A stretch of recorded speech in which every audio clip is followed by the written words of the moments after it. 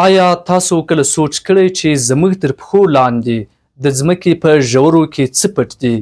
موږ هره ورځ پر دې ځمکه ګرځو، کار کوو، ژوند کوو، خو د دې لویې سیارې دننه رازونه لا هم تر اوسه پورې نه دي کشف شوي.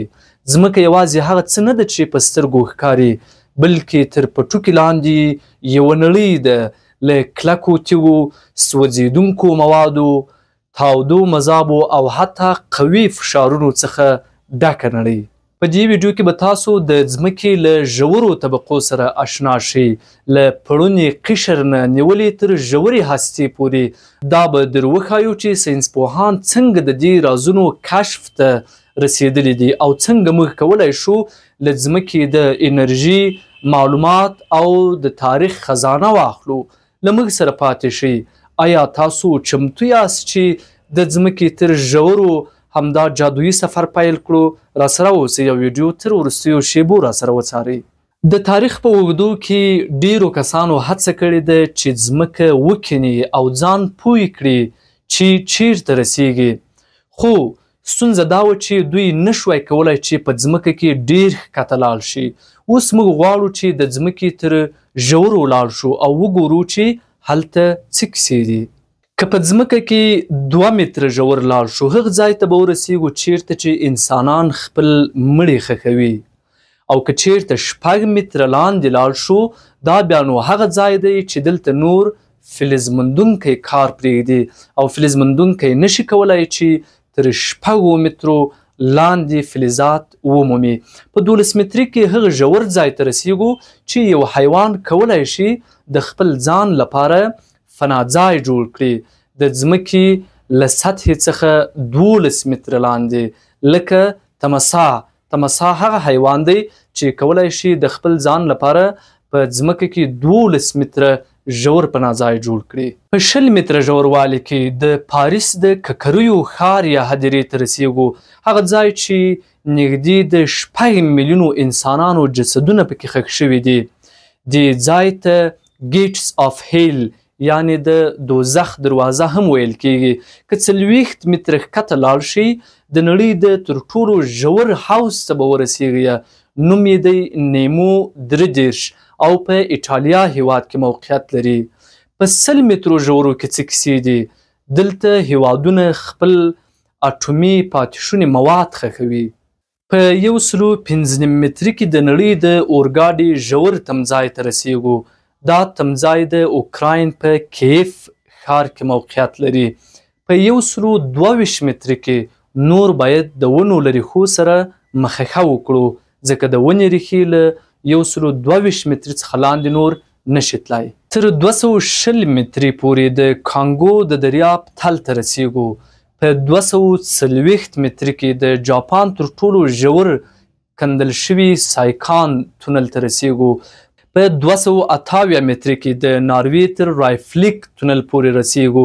د ځمکې د ژورې په 315 متري کې که چیرته موقعیت ولري او د ځمکې په سطحه یو اټومي بم چاودنه وکړي، همدا بم کولی شي چې تاسو ته زیان ورسوي. تاسو خان میډیا څارئ. په 392 متري کې د هغې څا برابر ژوروالی دی چې د انسانانو د لاس په وسیله سره کیندل شوې ده. دا ویډینګډین څا ده، په انګلستان کې موقعیت لري او په 1862 کال کې په لاس سره کیندل شوې ده. خو تر 603 متري پورې دا هغه ځای دی چې د ځمکې د وحشتناکې طبیعي ژورې سره ورته والی لري. داسې یوه ژوره که ور ولویږئ تر 603 متره پورې به لاندې ځي. که 200 متره لاندې لاړ شي، د شیلي کوپیاپا معدن ته به ورسیږئ. هغه معدن چې په 2011 کال کې ونړېدو او کارګر نږدې 92 ورځې په همدې معدن کې بند پاتې وو. په 970 متري کې د هغې ژورې سطحې ته رسیږو چې د انسانانو په وسیله سره کیندل شوې ده او د لمر وړانګې هم ورته رسیږي. دا کوم ځای دی؟ په امریکا کې د بینګهام معدن. 1642 متره ژوروالی د بایکال دریاب له سطحې سره برابر دی. په 1850 متري کې د امریکا د ګرینډ کانیوم درې سطحې ته رسیږو. په 2190 متري کې د نړۍ د ژور غار سطحې ته رسیږو.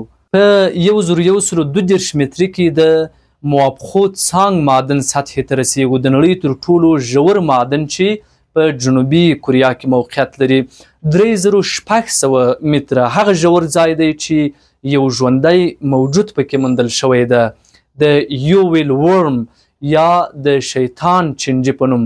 دا موجود په دې ژورو کې موندل شوی دی. په 4000 متري کې د جنوبي افریقا د الماسو د معدن تل ته رسیږو. دلته د تودوخې درجه 6 درجې د سانتیګراد ته رسیږي.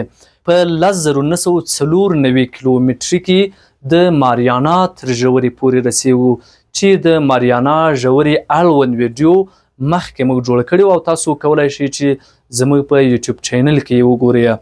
په 2220 کیلومتري کې د هغې څا ژورو ته رسیږو چې د روسانو په وسیله سره کیندل شوې ده. دوی د ځمکې د ژورو څخه د معلوماتو د ترلاسه کولو په موخه دا څا وکیندله، خو بیا هم بریالي نشول.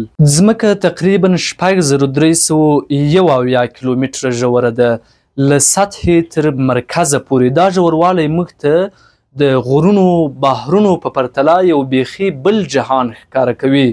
خو حیرانتیا دا ده چې موږ انسانان تر اوسه یوازې د ځمکې د ژورې سطحې خورا لږې برخې ته رسېدلي یو.